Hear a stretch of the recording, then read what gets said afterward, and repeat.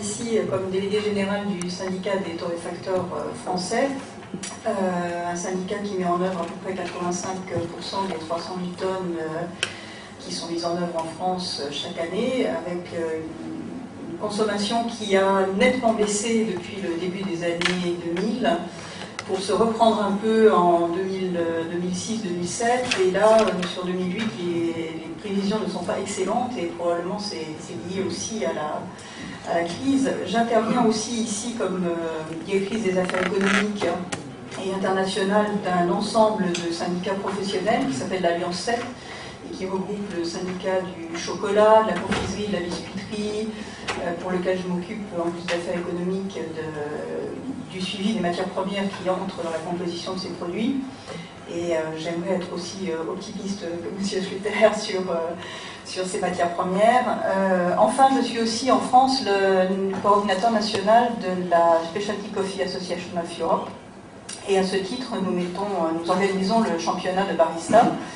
Et c'est vrai qu'avec beaucoup de désespoir, nous voyons que dans cette association, la qualité du café est très tournée vers le café arabica. L'année dernière, notre candidat français avait présenté un café arabica mélangé avec du robusta, et il se l'est fait reprocher au championnat international, ce qui est assez dommage. Et je pense que là, sur la Specialty Coffee Association of Europe et of America, il faut aussi faire du travail pour redorer un petit peu le blason des arabicas qui entrent dans les mélanges expresso.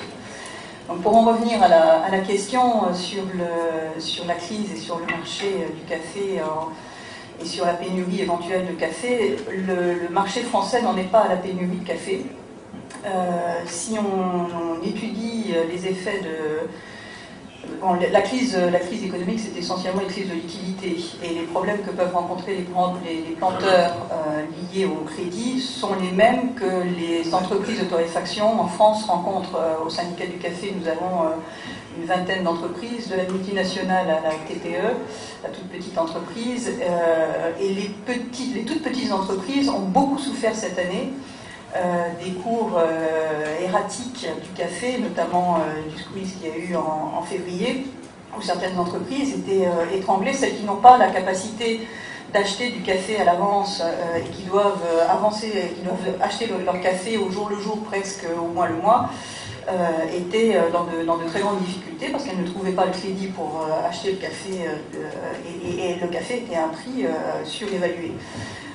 Donc cette crise financière qui a agi sur les cours, malgré la protection que la parité euro-dollar a pu préserver, a été assez difficile à passer pour un grand nombre de torréfacteurs français.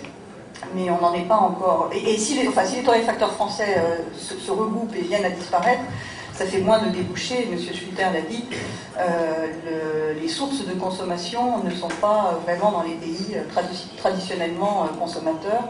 J'ai pour ma part eu l'occasion de voyager au Brésil et en Inde, et c'est vrai que là, on voit les jeunes se précipiter dans les bars, dans les cafés expresso, et renouveler la consommation. Mais pour la même raison que les jeunes ne consomment pas de café dans les pays traditionnellement consommateurs, les jeunes consomment du café dans ces pays-là parce que c'est un conflit générationnel. Leurs parents buvaient du thé, eux ils boivent du café, tandis qu'en Europe, le café c'est la boisson des parents, et donc ils s'orientent vers autre chose. Donc il y a vraiment un gros travail, et les torréfacteurs français s'y emploient, sur le renouvellement de la consommation, mais on n'en est pas encore à manquer de café.